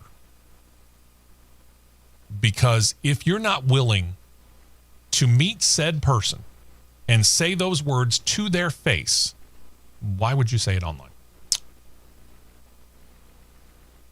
That screen is their brick wall. You can't see me, so you don't know this or you don't know that. Internet bravery. Yeah, I don't think you would walk to the back paddock area, to the back of one of those Arrow McLaren haulers, and be like, hey, Tony Kanaan. Tony Kanaan would run over you like a 747 hitting a Cessna. Yeah. Give me a break. And here's another twist off of Nolan Siegel. And this is actually a detriment to Nolan Siegel, if you ask me. Okay. This morning, 1 hour ago, statement from HMD Motorsports, the team that he competes for and drives for in Indy NXT. Indy Next, yeah. That he sits third in the championship currently.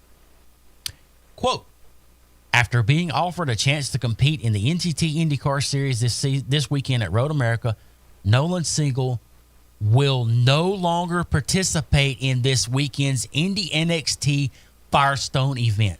HMD Motorsports fully supports Nolan in prioritizing his IndyCar efforts this weekend and wishes him the best of luck in this opportunity. Who made that decision? Honda? Chevrolet. That has that road all over it. I'm sorry, but that has that road all over it. You got somebody that's got a chance to win a championship, got a chance, and a legitimate chance to win a championship, but you pull him out of the car because he's driving an IndyCar. Did he or did he not do the same thing at Long Beach? Yes, he did. But here's the kicker. You're driving at Long Beach in your Honda Indy NXT car. You know what you were driving in the IndyCar series? A Honda-powered Dale Coyne car. That is pathetic. I agree. Back to Arrow McLaren and their free agency situation. One would presume Arrow McLaren's not going to look at David Malukas. After all, they might not have the chance either way. I mean, Malukas was the guy who they signed in the offseason, and then after he missed the first 4 races because he broke his hand in an offseason biking accident, decided, you know what? We've got a clause in the contract said that if you miss 4 races, we can let you go, and they let him go. Now he's available, and Meyer Shank Racing has tapped him to take over number 66 at the end of this month when the series runs the Grand Prix of Monterey at WeatherTech Raceway Laguna Seca. That's June 23rd. Malukas went to a doctor shortly after the announcement was made that he was let go from Arrow McLaren, and the doctor returned him to go back racing. And then over on the 66, Tom Blomqvist, who started the year in the car before turning it over to Elio Castroneves for Detroit last weekend and again this weekend at Road America. Now we got reports saying Malukas has taken over the car for the remainder of the year, and that Blomqvist, who's still under contract, will no longer race an IndyCar for Arrow McLaren, for Meyer Shank, and is reportedly set to move over to the soon-to-be revived IMSA team for Meyer Shank. This right here was a case of he bit off a little bit more than he could chew too quick. This is us moving around everything all over the place. It's kind of almost confusing. It's got to do with the Leaders Club stuff with IndyCar. Yeah. Okay, you yank somebody from IMSA up to IndyCar, two totally different ends of the spectrum. Mm-hmm. Oh, we're a little bit out of the leaders club. We got to take you out of the car. That's on you. That did And you didn't really give him a good chance to get adapted to the car. Michael Shank. That's your problem, not Tom's. You didn't really give him a good, legitimate chance to get used to that particular car. Yeah, I mean, it's on you. I mean, your team pulled a literal choke job at the Indy 500 all the way around. But yeah, I mean, wrecking on lap one is not a good look. I get that. But again, did you give him a real good chance at learning the car? You didn't.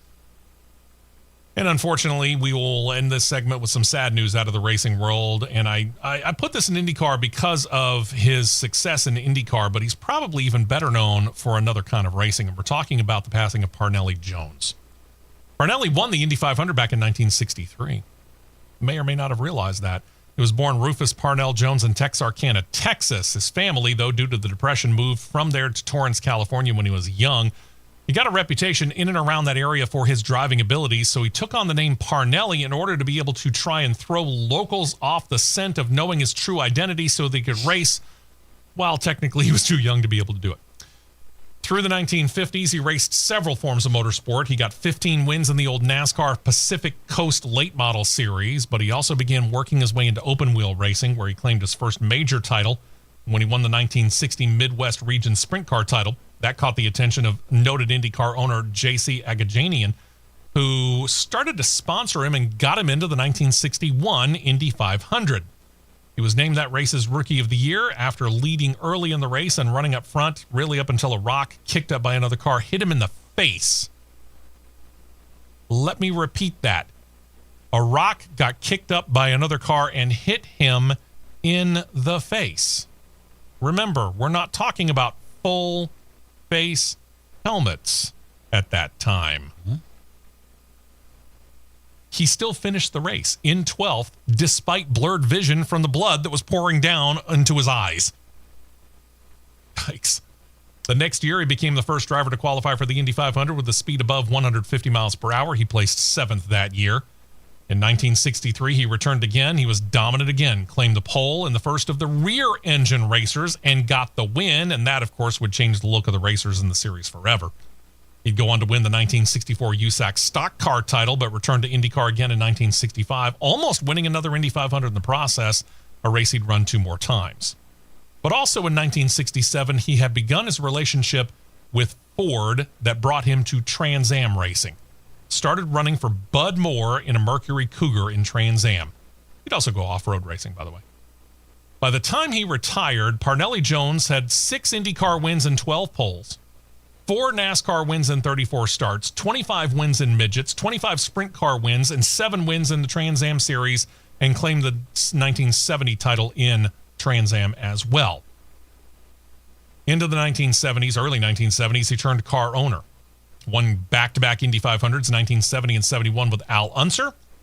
He tempted Formula One, ran a team from late 1974 to early 1976, only ran full-time all year in 1975, just didn't see success there, and he decided that it was better to not throw good money after bad, so he returned to off-road racing, where he owned a 2-time championship truck in 1976 and 77. He would win titles in USAC Dirt Car, won the Triple Crown as an owner no less than 3 times. This dude's in halls of fame all over the world. They include the Off-Road Motorsports, Indianapolis Motor Speedway, International Motorsports, National Midget Auto Racing, National Sprint Car, Motorsports, and USAC Halls of Fame. Inductions ranging from as early as 1978 to as recent as 2012. Some years ago, he got diagnosed with Parkinson's disease. It was that disease which contributed to his passing on Tuesday. Leaves behind his wife, Judy, 2 sons, PJ and Paige, and 6 grandchildren, one of those, Indy Next racer Jagger Jones. Parnelli Jones. What a cool car, that Mercury Cougar right there that we're showing on CRN Live. Parnelli Jones, 90 years old. Rest in peace. These are the people that will be missed.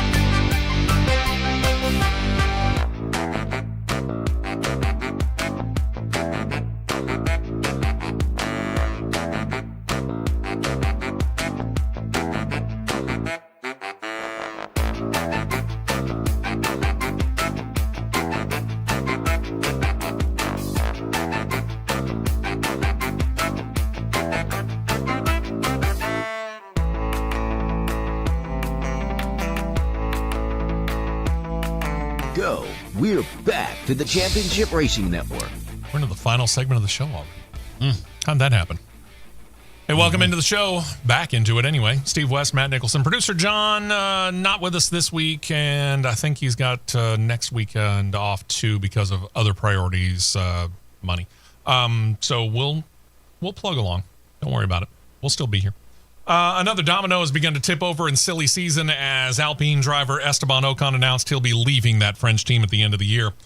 It ends their 5 years together. Ocon expected to be pursued by both the Sauber, soon-to-be Audi team, and potentially even Haas F1, if Gene Haas will open his wallet. Ocon has one win in his career to date, 2021 Hungarian Grand Prix. Only one win for Alpine under that name before the team was... before that, the team was named for the parent company, Renault. As for that Sauber, soon-to-be Audi team, they have let it be known that when this year ends, they're pretty much going to be letting go of both their current drivers, Valtteri Bottas, Zhou Guan Yu. Now, again, here's what we know. Nico Hülkenberg is signed. We don't know about that other we don't know about that other car yet because that's the driver to be named later.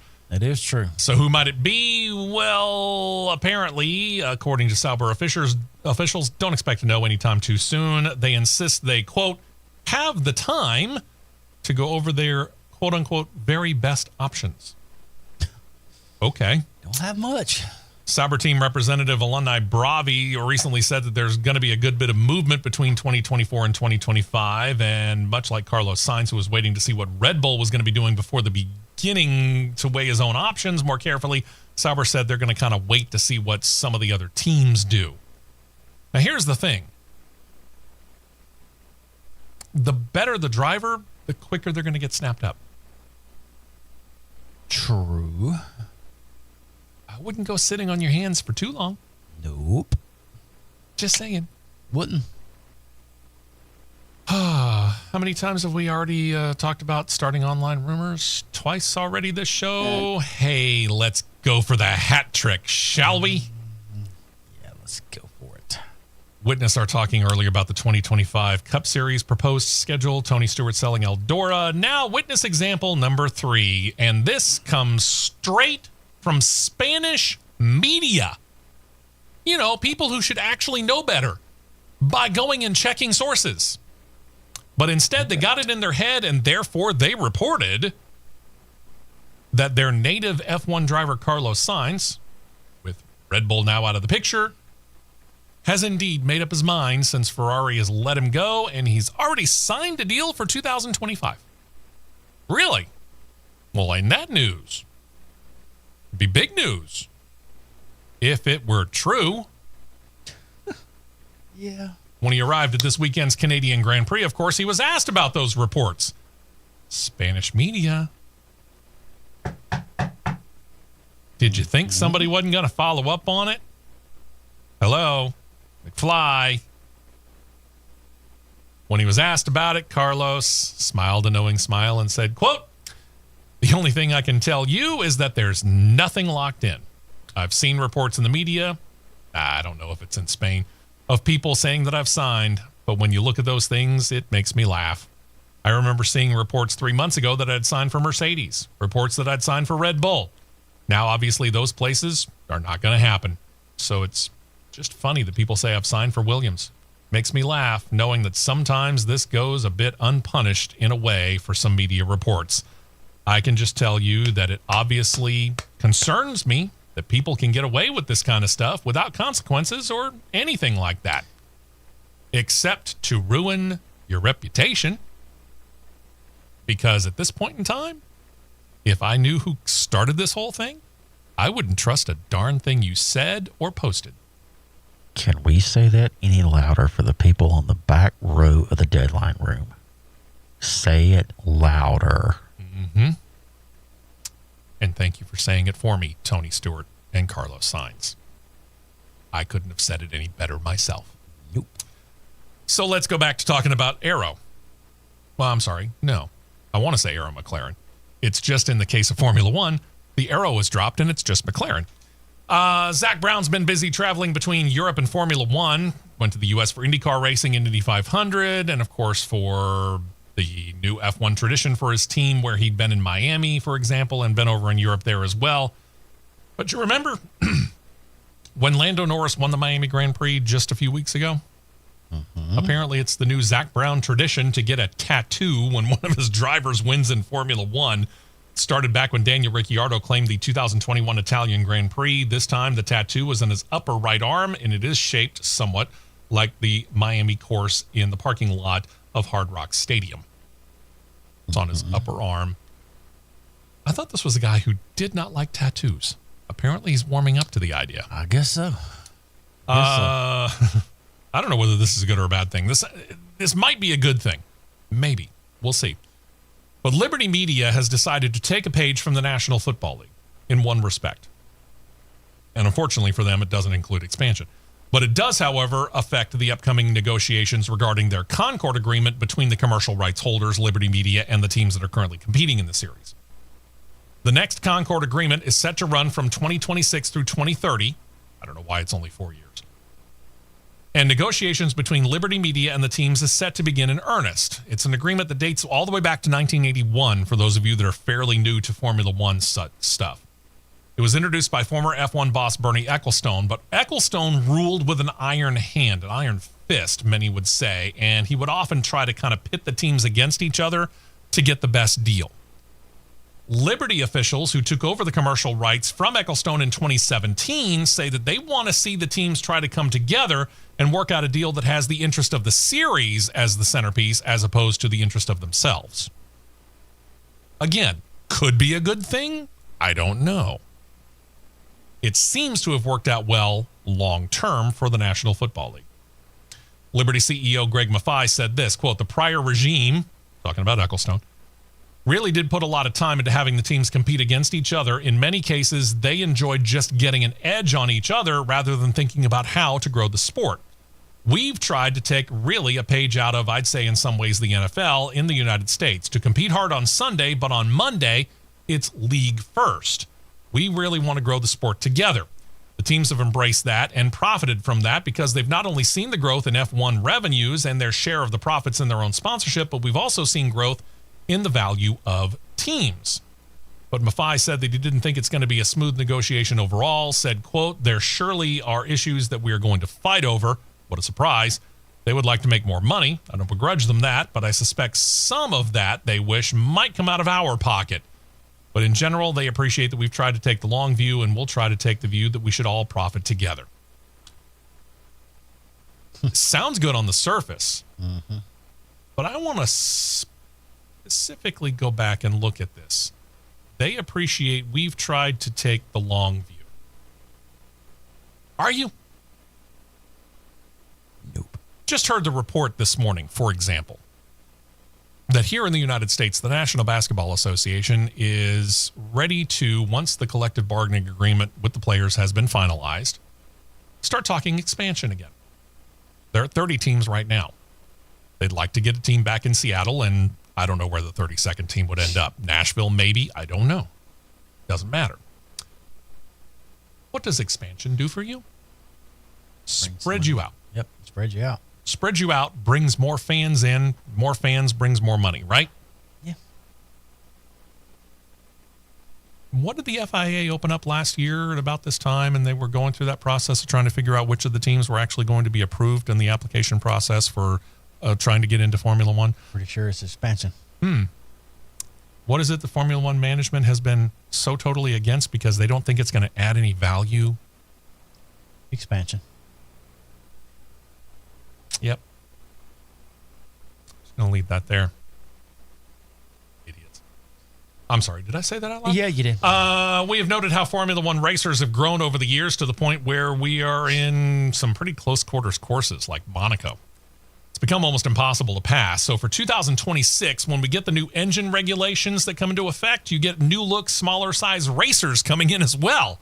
You get kind of an idea of what Formula One's looking for when you look on CRN Live on YouTube, because according to the FIA this week, the new cars are set to be lighter, about 30 milligrams lighter than the current car. In addition, 30 whole milligrams. I know.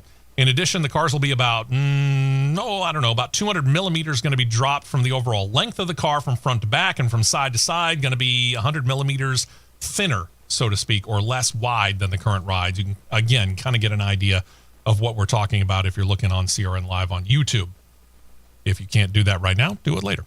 They also threw in that the current DRS system, which is basically a system that just opens up a flap on the rear wing only to allow for quicker speeds because of less drag, is set to be replaced by an almost ridiculously overly complicated system. You ready for this? Yeah.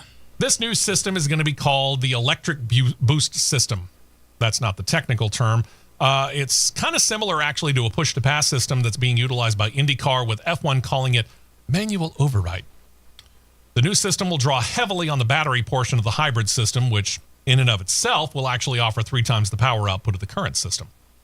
The current system is a motor generator unit, but it's going to be scrapped in favor of a more hybrid-assisted turbo V6 layout. Reports have the power output of the engine itself being cut down by 200 horsepower through 2 aspects. They're going to limit fuel flow, and they're going to cut down on the output of the turbo. But when it's employed, the new manual override system will more than make up for it by reportedly adding 475 horsepower to the overall output, whereas the current system puts out about 160 extra. Confused yet? The idea is that when 2 cars are racing for position, the lead car will be able to use the system, but the output will begin to back off starting at 180 miles per hour with no electrical assist by the time the car hits 220. The chasing car, however, will have access to a manual override, which would allow full electrical assist up to 209 miles per hour.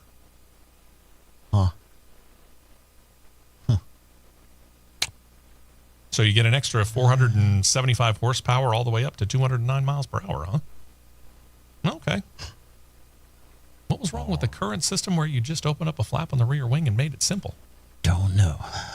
Anyway, to allay concerns of the teams that the overall drag on the car without DRS would negate the extra power, the FIA is implementing what they're calling active aerodynamics.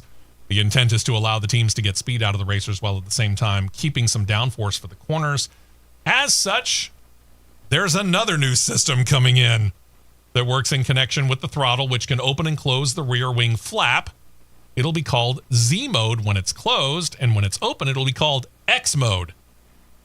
This will also affect the front wing to help make up for the loss of downforce when the rear wing is in X mode. One other note, X mode will be available on all straightaways, not just in the current DRS zones that we're familiar with. All race long. Okay.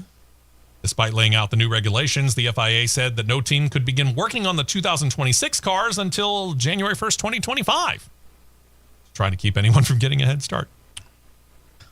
Needless to say, once they got to Canada, some teams said, we got some issues with this. I bet you do. You just made your racers ridiculously more complicated. Nothing but a rolling computer. It really is. Speaking of computers, all the races in the racing series have the ability to make up the trophy for the race winner, something that kind of means something to the local area, be it the city or up to, well, the country. Canada has decided to change over their trophy for the winner of this weekend's Canadian Grand Prix. It had been a pretty cool trophy where the top of it was cut at an angle and it was all made up to look like the maple leaf, which is what you get on the Canadian national flag, right? How'd they come up with this new design? Has nothing to do with the Montreal area. Has nothing to do with the really from Canada at all. They turned to AI. Here we go. Artificial intelligence creating the new look trophy. And after it was drawn up by AI, a Montreal silversmith was contracted to make it real. We're showing it right now on CRN Live on YouTube, and it's not that it's an ugly trophy, but it's really generic. Just saying. Yeah. Make it something about your area, would you? Yeah. What was wrong with the one with the Canadian maple leaf? Nothing. Nothing. To the Xfinity Series, where citing NASCAR Rulebook Section 4.4.B and D, NASCAR fined DGM racer Kyle Weatherman for his contact on pit road after last Saturday's race at Portland International Raceway. The rule covers, quote, intentionally damaging another vehicle on pit road. And citing that, they fined him $25,000. Okay. Then Junior Motorsports announced that the Allstate Peterbilt Group has signed a 2-race sponsorship deal to be a primary sponsor on the number 8 Chevrolet Camaro of Sammy Smith this summer. They will be on the hood in Chicago and then again in Michigan. And I looked at this car. It's actually a pretty sharp-looking car. Shades of Circuit City and Hutch Strickland. Yeah, I would agree. But that doesn't mean that it's not a sharp-looking car. I like it. Craftsman Truck Series news. The racer nicknamed Butterbean going to get more chances in the Truck Series. Brendan Queen, who in his series debut at North Wilkesboro finished a very popular 4th, is going to get 2 more chances in the Tricon Garage number 1 Toyota Tundra at Nashville and at Kansas. You better wake up on them two. We're going to find out because he's very used to running North Wilkesboro on that kind of track. Yep. These are a little different. Quickly. Then there's Yahoo. Yahoo's been a partner with Denny Hamlin on the number 11 Cup Series car. Well, now they've signed a deal with, for the remainder of the year anyway, the team that we call the other SHR, Sam Hunt Racing. Oh, Sam. Yep. Specifically with drivers Corey Heim and Tyler Reddick, they're going to cover 3 races. Heim is going to be in the car with Yahoo on the hood at Iowa and New Hampshire. Reddick will have Yahoo on the hood when he drives the number 26 when they get to Nashville. It wouldn't surprise me if they actually do quite well in all 3 of those. Yep. And one more note here as we turn our attention to Formula E. We talked about Lola Cars earlier this year, saying that they were going to be returning to racing by getting into Formula E competition with Yamaha Motor Company as their power plant provider beginning next year. They said they plan to stick around for a while, too. They'll let the series officials know they are committed to the series through the Gen 4 car's lifespan. That's a period that is going to run from 2026 to 2030. That now makes them the 4th brand, by the way, following Nissan, Porsche, and Jaguar to commit to Gen 4. Here's the odd part about this. Reports right now state Yamaha hasn't committed past Gen 3 yet.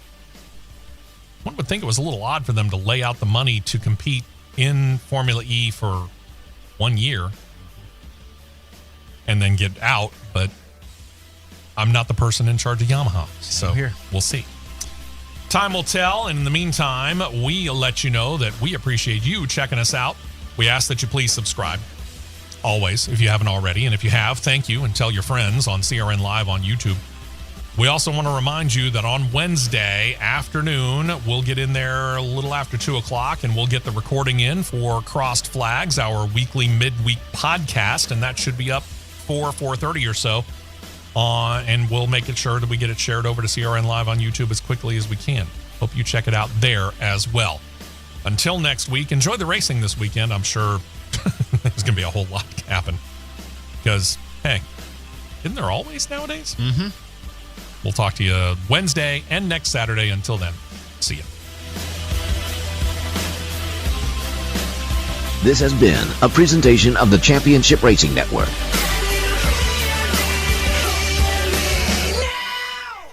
WDNG 1450 AM and W236 CQ 95.1.